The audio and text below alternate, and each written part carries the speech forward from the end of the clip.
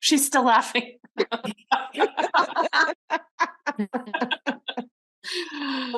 That's so funny.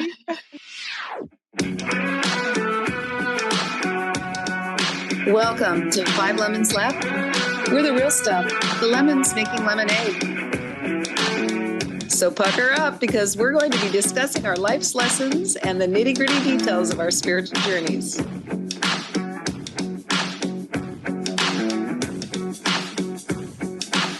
Hey y'all, I'm Amanda. And I'm Drusilla. I'm Melissa.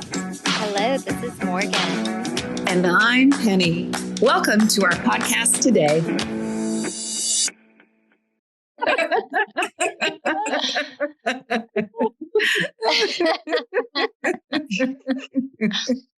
Welcome everybody to 5 Lemons Laughing. We are so happy to have all of our lemonettes back in the house. Melissa is back from her travels in Greece, and today we are talking about letting go of lack and limitation.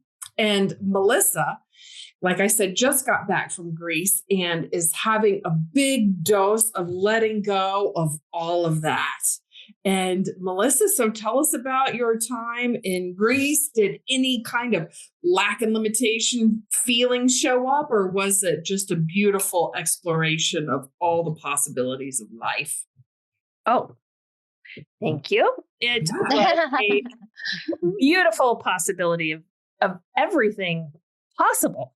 Yeah, everything possible. It was really wonderful. So we went to look. We've always wanted to live abroad.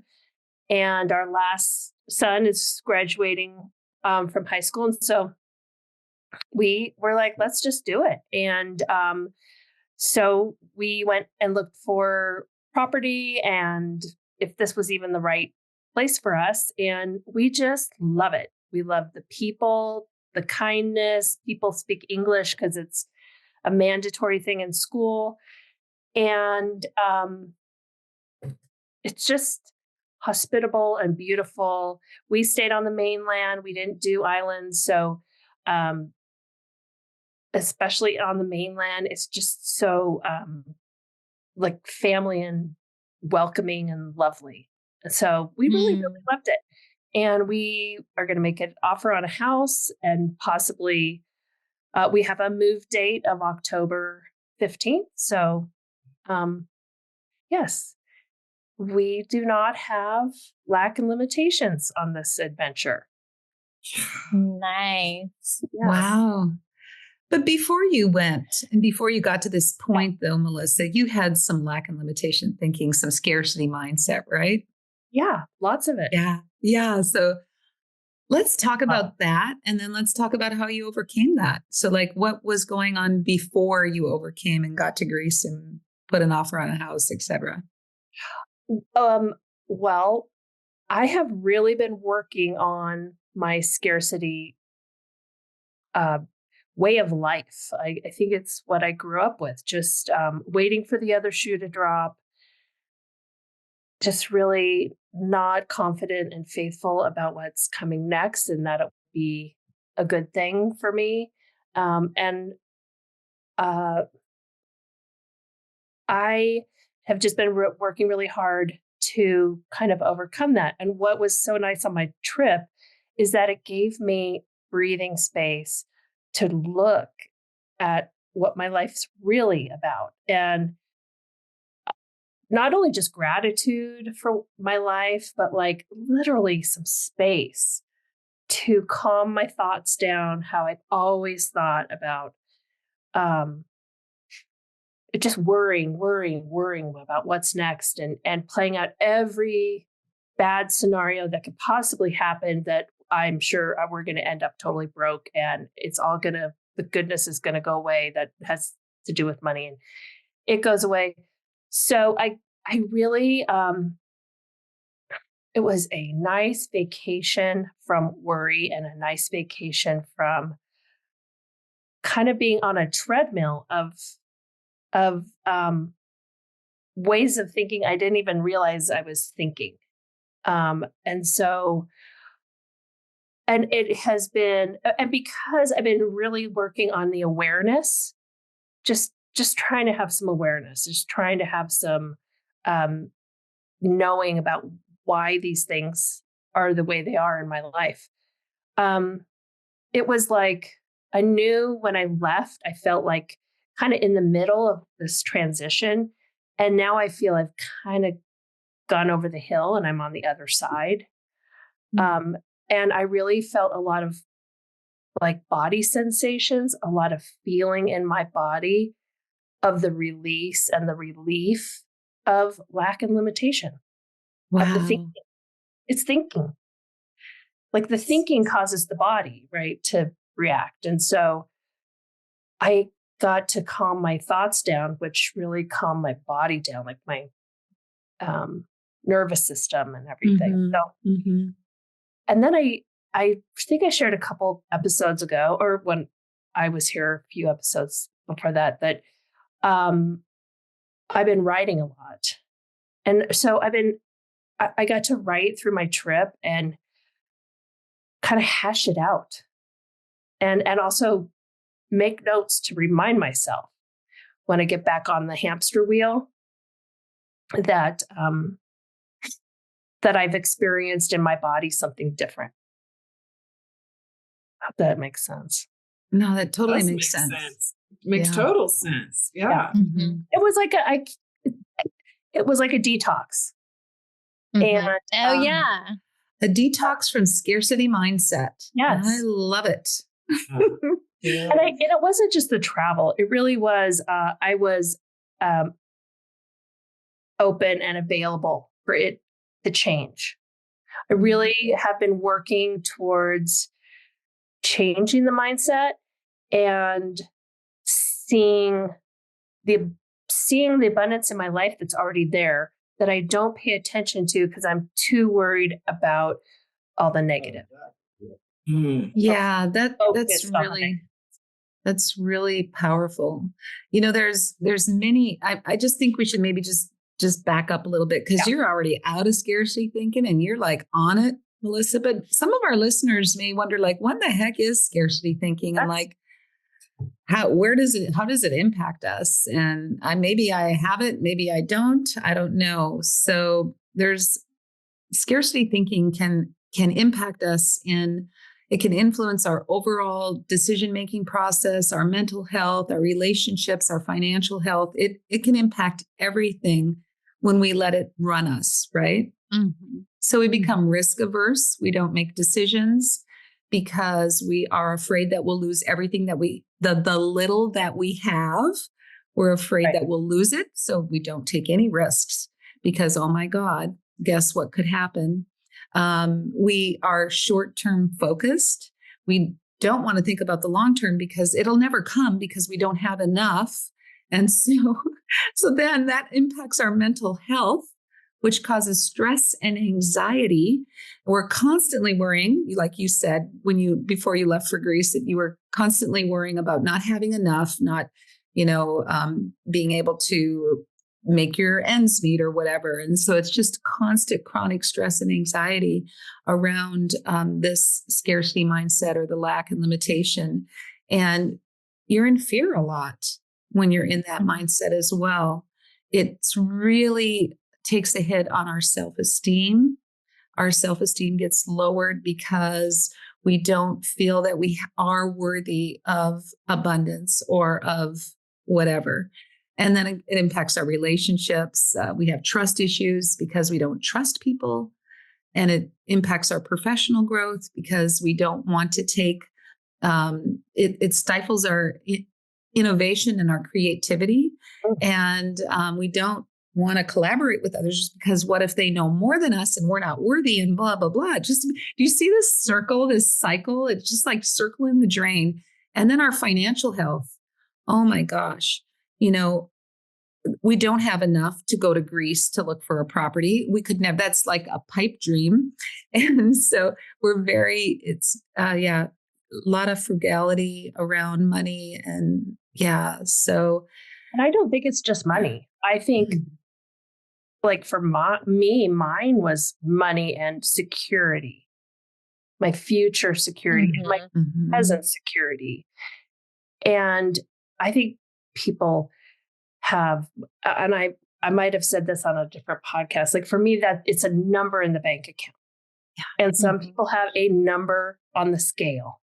And, you know, it's really, or a certain type of relationship or being loved. Yeah, I think it is in a lot of different areas in life. It's like, I'll be happy when type of thinking, right?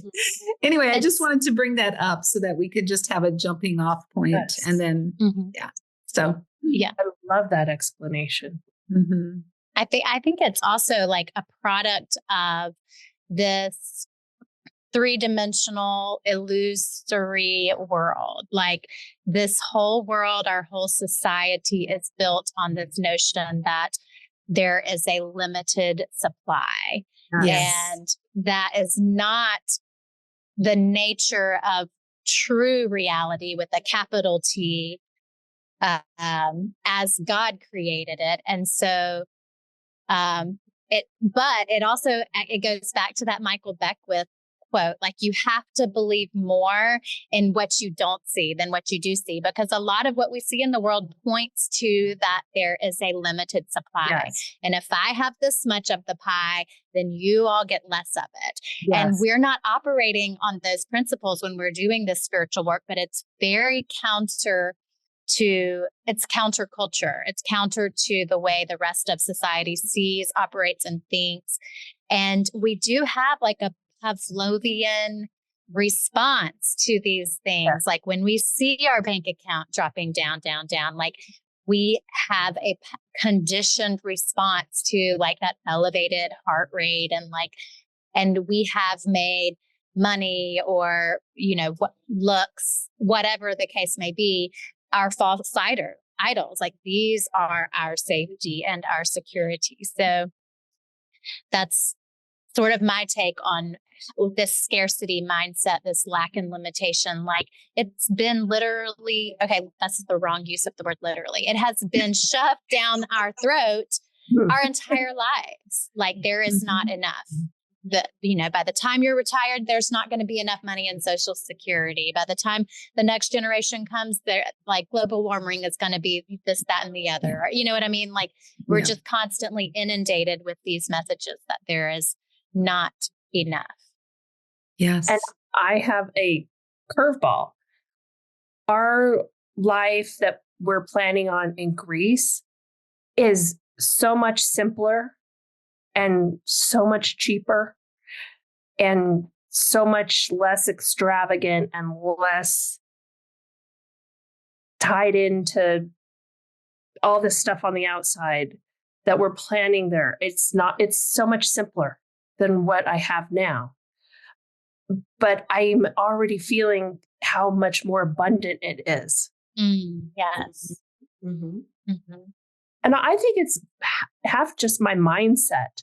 Like while I was on my trip and when I came back, I was just thinking, wow, I have spent so much time being distracted by stuff. And here I am distracted by stuff and money and security. And I have it, but I've been worrying about not having it, and I have it. So it really is a mindset. It really is where my attention goes, those things flow, or whatever that quote is, right? Yeah. What I don't see and what I do see. And I think we all do have different points of focus in our lives where we come from a place of lack. Yes. Any of you have any good stories about where and how you developed that particular one? Like for you, Melissa, if it's finances and money, do you have a specific reference to where that started for you, or any of you as it relates to that, place in your life that you tend to come from a place of lack most often? I do know. I know that my feelings tend to point back to when my mother left my father, and it was like probably in 1980 or something. And it was still, I know she was terrified how she was going to make it, you know, and how she was going to pay for things. And we went from this, I was a farm kid, to like a little suburban apartment in a complex thing. And it was like, all of a sudden I was picked up and transported into somebody else's life. And it was traumatic for me. Mm-hmm. And then I think my mother relied on my sister and me for a lot of support. And I know I've mentioned this before. It was meant to fail. It couldn't have been successful when you're asking like a 10 and a 12-year-old to pay bills and go grocery shopping and take care of the house and all the responsibilities. So I think it was just a lot of trauma of what are we going to do? How are we going to make it? And that kind of thing. That's a great example, Melissa. Mm-hmm. For me, I have a lot of scarcity thinking around food. I have to tell myself all the time that there's another meal coming, that I can go out and buy this thing again. I don't have to eat it all right now. I can throw it in the garbage. I remember my grandma, and I think I might have shared this in the podcast before too. She told me, my dad's mother, in the dirty 30s, when there was a dust bowl in North Dakota, it was really bad for the farmers, really, really bad. That they had cattle, and the cattle could eat the thistles in the field. That's all they had. They had to be careful, though, because if the thistles were too pointy, it would kill the cattle because it would get through their digestive system and it would, rip them apart, literally. And then the onions would grow in the dirt. And so they had onion soup. Milk and onions is what they lived on. And so I just think about that's what they ate. And so, of course, it was scarce. There was scarcity, honest to God scarcity, because there was no money to buy anything. There's probably some financial insecurities that came through there too, but I don't really have a lot of that. But my dad did. But yes, that's where I know mine came from. There's a great book out there. It Didn't Start With You. No. Yeah, It Didn't Start With You. And it talks about these generational traumas and how they get passed down, and like something that could have happened to my great grandmother could be showing up in me, or even great great grandmother could be showing up in me now. And I'm like going like, what is going on here? And then if I can just do that work and go back and find out what happened, then I can heal it. So yeah, so that's my example. How about you, Amanda? Do you got one? What's coming to my mind now is like the shisty side of life. I don't know why those words are coming to me, but like having to take to have, right? Like, so if I can take this so I can have it, like, so I have to steal the bath towels at the Holiday Inn, right? Like, so like, so that was part of the process. If I'm, buying or selling a car, I have to conceal, like, so there's a hiding part of it too. So I have to conceal that I rolled the odometer back. I have to, put, Bondo on the rust. Like, I have to conceal this, so there's a lot of, for me, hiding in this conversation. That's what's coming up for me right now. And I learned this behavior from the whole not shysty. My dad wasn't shysty, but I'm sure he had like white shoes in the 70s. I don't know what I'm thinking of that. I know, he was hustling. And the polyester suit. He had to have the polyester suit. He was a boat racer, so we were all the time traveling, going from, in the summer times when I visited, we would go boat racing. And so it was, and he sold cars and boats. And So, I learned that, you had to get all you could get it, from this, whatever this sale. Like you can't be completely honest because then you wouldn't get enough money to go on to the next adventure. So that's what's really, I'm surprised because I really hadn't planned anything to talk about. And that's just what is the loop that's running in my mind is, it's like hiding out of fear, right? So it's hiding flaws. And if you showed the flaws, then you wouldn't have enough. So I'm not sure. Fear of it's a fear of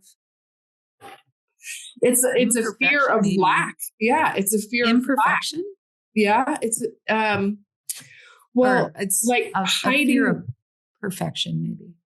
Maybe it's it's a fear of lack. It's not having enough, right? So it's okay to kind of be a little dishonest if like no one will want to buy this car if I am completely honest about it. There's a lack of there's not a perfect person out there for the universe is not going to provide the perfect buyer for this car if I don't fudge things a little bit. Yeah. Yeah. So that's to me, that's lack mentality. Mm-hmm. Mm-hmm. Amanda, was your dad's boat racing seasonal?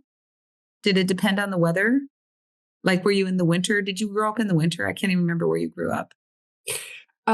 I don't know if my dad boat raced in the winter because I lived with my mom during the school year. So I honestly don't know the answer to that question. But the only reason why I ask is that these recreational vehicle people, there's a season to their sales too. So they gotta make hay while the sun shines. Well, my dad sold boats his whole life. The older he got, the bigger the boats got, the faster that they went. So he was in the marina business and there definitely was a season to that. Mm-hmm. Mm-hmm. So what I was talking about was further back in his life when he was hustling to and from selling what was cars. it like with your mom? So the rest of the year with your mom? Well, my mom was a single mom. So I know she struggled, right? There was definitely a carrying forward a fear of not having enough. I know a car got repoed, the electricity got cut off a couple times, not a long stretches, but stuff like that happened. And Penny, when you were talking about risk, one time she worked for the government and she quit her government job to start a business of her own, and it just failed and it set her back, So there was that risk aversion, staying safe, staying in a comfort zone, not so because the safety, right? There's safety in knowing what's going on. So that was I think I got that from my mom. Certainly, and again, it comes back to she would bring pens home. She would bring office supplies home, right? It was the sugar packets in the stealing sugar packets or what, why would you do that? I don't know, but she did, right? There was hotel soaps. You had to get all the hotel soaps. You walked and ask for more. And ask for more. You walked by the car and you got more, right? Okay, I still do that sometimes if I really like it. So that there is that underground training of lack and limitation. Absolutely, that runs. That runs has run in my life. It doesn't. When Melissa was talking about now, I feel more satisfied with my life. So I don't need a lot of external things which cost money to make my life run better or filling that need. Although I do still stuff that, sometimes that hole, that emptiness, I will try to stuff it with food because that's what I'm. Mm-hmm. I want to talk about your example with the hotel freebies, because I think a lot of people can relate to this. To me, it's also like going to a wedding or an event where there's an open bar and like you're just going and like, oh, how much can I get? How many cocktails? How many plates of food? It's all so good. Give it all to me. Like, I feel like this is a very good picture of what our society has entrained in us. Like, I got to get what's mine. Yeah. And it's like, I woke up one day, and this was not that long ago. This was in my last house in Florida before I moved here. So, probably 4 years ago is when I had this realization, but I had collected like 2 big containers full of hotel things that I thought I would use. I thought I'm just going to use these when I travel, but I'm not staying in a hotel. They're going to be my travel supplies. You know what I mean? But instead, I'm just hoarding them the way, like, we talked about that with money, I think on the last episode. Like, hoarding it blocks the flow. It literally dams up the flow of things in our lives. And it's like, and in like thinking I have to get all of these or I'm somehow missing out on what's for me. Like, if I had looked at it honestly, like as someone who says I care about the environment, and yet I'm grabbing all of these little single serve things from the hotel that I end up ultimately like hardly ever using. Like, I don't know. I just think as a population, we could be better about examining our motive for these seemingly harmless things that we do. A lot of it comes from lack. I mean, like me at a open bar back when I was drinking, or like a really yummy food spread, like just hanging out by the food table the entire time. Like, that is lack. That is lack. Like, I'm never going to get this access to this much delicious food again. I got to get it all now, like. So anyway, Drusilla, we haven't heard a lick from you today. Chime Hold in on. here. I got to ask a question before we go off. Okay. Did you use all your stuff? No, I did not. I actually, I researched, like, is there a place that you can donate this stuff? And there is. And and like they send you a shipping label, and I can't remember if I followed through on it or not, but listen to this, listeners, there is a place you can donate your hotel shampoos and conditioners. Yes. My mom had a bunch of that stuff when she passed, and I'm the one who cleaned out all her stuff, and I'm using it all. Like, oh, good for you. I'm like, I'm just going to use this and honor my mom. And, little soaps driving my husband crazy. Like, you put in a little soap. Perfect. I did use a lot of them, but no, I don't think I used them all. I either got rid of them, donated them, or trashed them. I really can't remember. It would be good to take them blogging myself to a shelter. Yeah. A shelter. Yeah. Definitely. Yeah. So for me, I think that what's most prominent for me, and I did mention this on the last episode, as it relates to lack and limitations, it's probably the most profound one, and I think it is the root of all of them, which is trust. Trusting that everything is there for you. The universe provides it all, right? And I think for me, by way of lack of trust in specifically love, is the most challenging for me. And I know I have shared the story about my generational lack and limitation explanation I was given from a therapist that he was a spiritual therapist, and he sensed 5 generations of a lack of trust coming from my person, right? And so since then, I've tried to be aware of what that looks like and how it shows up. And definitely in my marriage, of course, but also I'm seeing, and this is just recent, so recent that it still is rubbing me the wrong way. But I see it in my family, that people tend to not want, it seems as if somebody likes or loves someone else in the family, then that's a strike against you, because it's not possible for them to just love everybody. There's not Right? enough So love. divisiveness, yes, because there can't be enough love for everybody to just love everybody. So one person might decide that they don't want that person to like that person, right? Because that's taking away love from them. And I'm just seeing all of this play out. And it's so disheartening. But I see it as a generational thing. And now that I see it, I can kind of accept it and look out for the opportunities within myself um, to deal with it within myself, and hopefully be able to be the example of how not to operate in that same sphere or that same way. It seems what is immediately coming up for me is like when we like these kinds of beliefs, unquestioned beliefs, maybe even beliefs that are out of our awareness, are mirrors of our view of God. So it's like there's a belief that there's no way that God could love us all equally.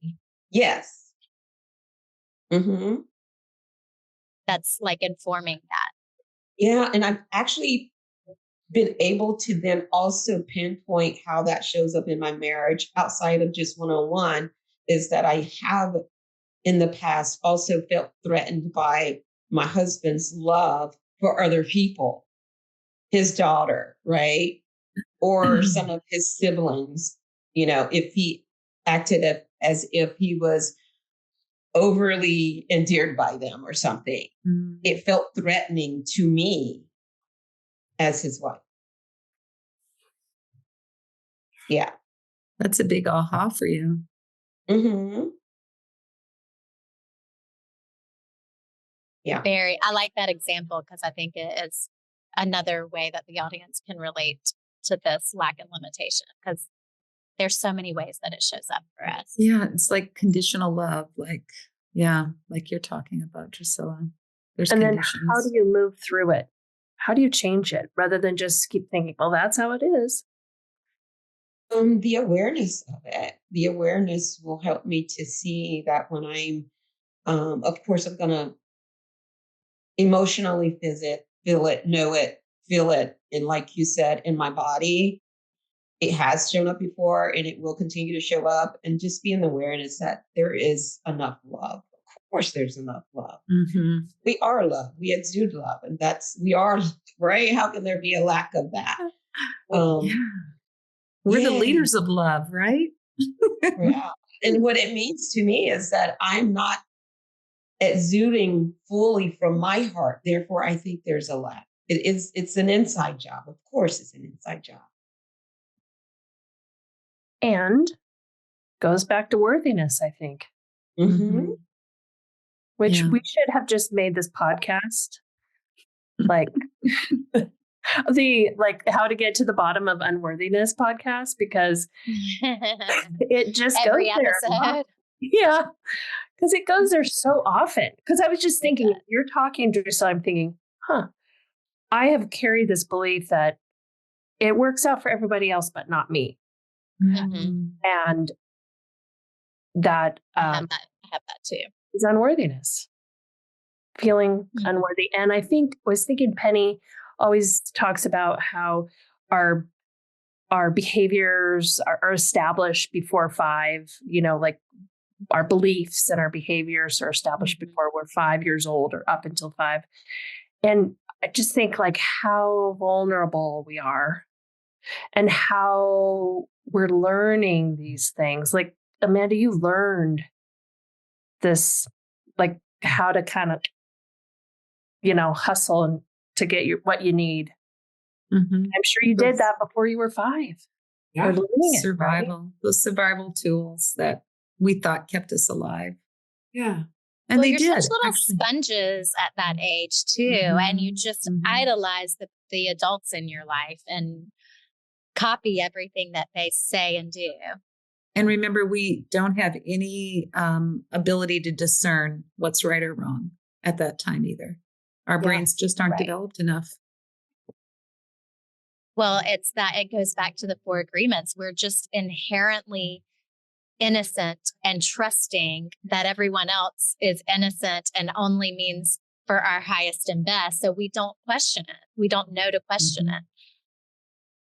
I don't think as a 5-year-old, you'd even know what questions.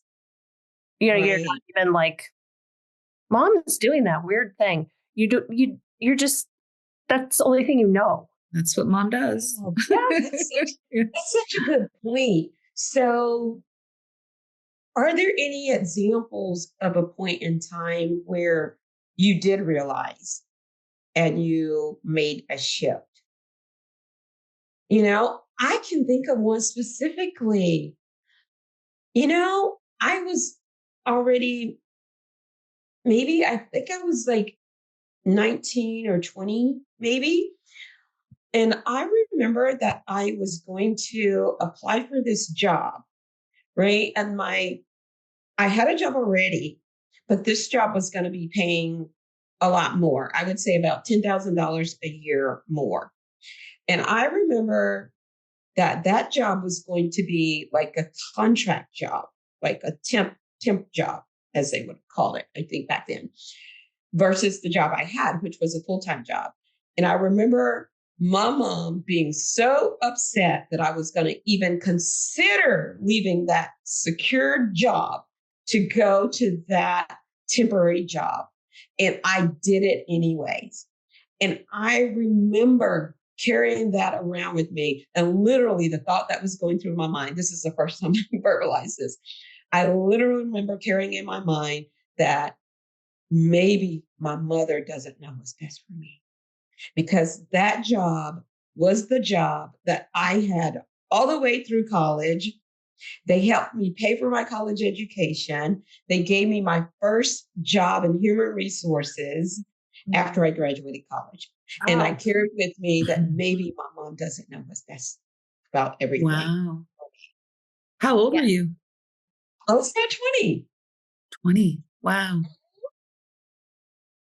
You were lucky. And I stayed with that company for like 8.5 years. Wow. Very cool example. Yeah. Yeah. Well, and if you think about, think like, I'm not picking on you, Amanda, but if you think like your dad learned it somewhere and your dad had vulnerabilities that he was trying to compensate for. And so he learned something like that from his childhood. I mean, it's just this, I think that's just where all the compassion and forgiveness comes in. When you get older, you start realizing these things and you're like, it's okay. We all just do what we got to do. Yeah.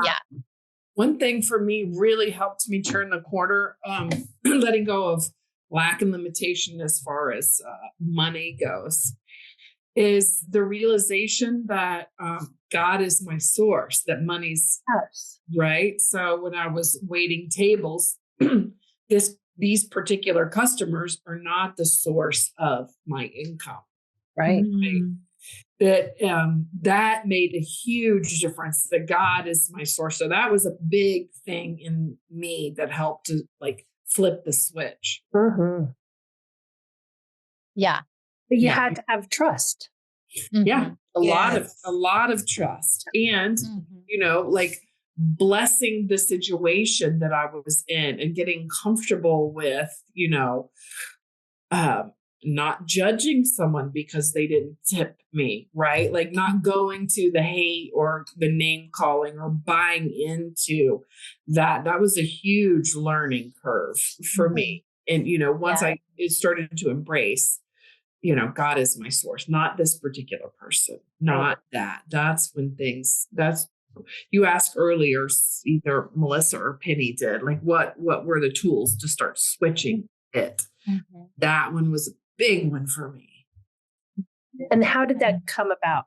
how is it through discovering new spiritual ideas or A Course of Miracles or your life change when you moved?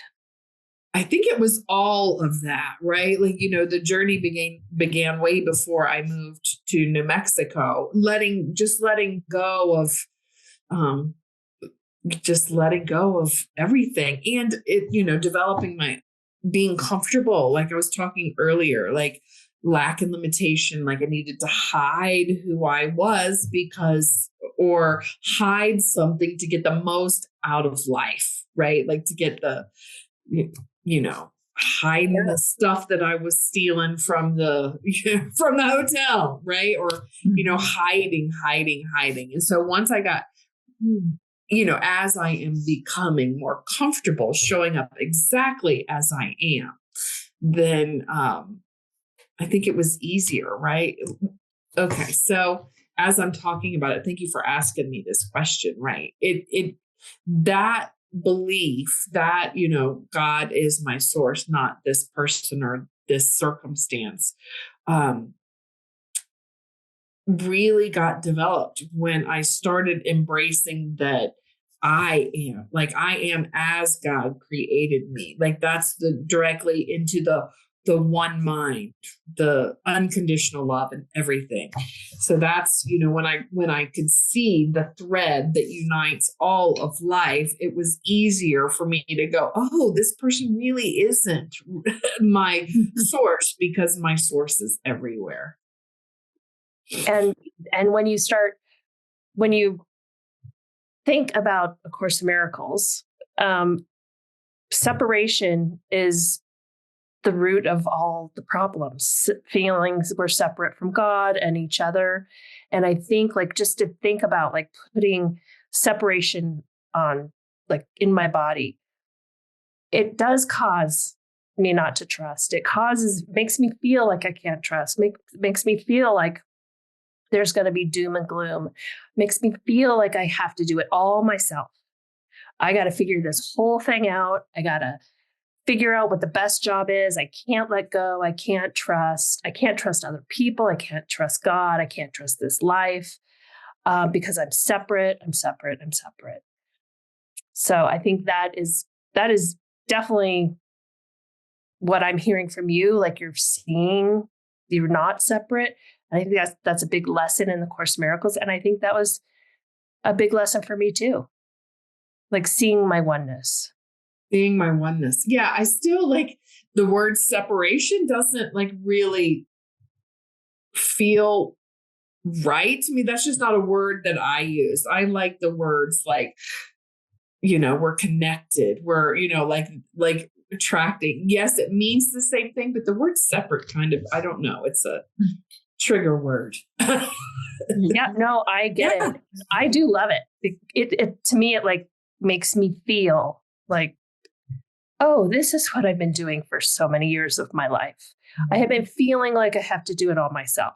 Yeah. I didn't feel that God was my source. Yeah. I want to share, I know we're coming up against the time here, but I just wanted to share something about while you were talking, Amanda, made me realize something that I have learned fairly recently, really just within the past few years. So this was a tool that I wish that I had known 20 years ago. And it is, don't ask other people's opinions and advice. Most of them are not in this if it's Deepak Chopra, maybe if it's somebody who's super high vibe and very dialed in and connected to spirit and just walking around with that how it might have been to be in the presence of Jesus. Yes, by all means, ask them for advice, and they probably wouldn't give it to you anyway. But just don't ask for people's advice and opinions because they put their fears and their judgments onto you, and they make you question what on some level you already know you're being called toward. And then their fears and judgments get tangled into it. And then you become unclear when maybe you were already pretty clear. So that's one thing that I wish I had learned a long time ago. Morgan, that's gold right there. I love it. Yes. Yes. That happens to me a lot. And then at the end of the day, somehow I get back to, you knew all along. Just stay connected to the source and all your answers are right there all the time. Yes. Every time about everything. Yes. And I've said it before and I'll say it again. Get yourself a spiritual community that is committed to not giving unsolicited advice and just holding that like perfection is unfolding for you and you have all the answers. Was that your best advice? Hey, if they're listening to this podcast, they're soliciting for advice. That's hilarious, Melissa. That is definitely a good note to close on. That's wow. Thank you all for joining our 77th episode of 5 Lemons Laughing. Ooh, how cool is that? I do have one Post-it, and it's a long one because I just love it. Morgan, you've quoted Michael Beckwith's quote several times, and I can never remember it. So I wrote it down this time. And so when you believe more in what you don't see than in what you do see, then what you do see, you won't see, and what you don't see, you will see. Yeah. So that's the Post-it today. That's a good one. I love that quote. I want to memorize it. Yeah, so many good stuff that comes out of these episodes. I am telling you, I am just so grateful and thankful to be on this journey with all of you as we overcome all those false beliefs that we have, got by the time we were 5, and now we're taking the rest of our life to overcome them. And we're doing it together.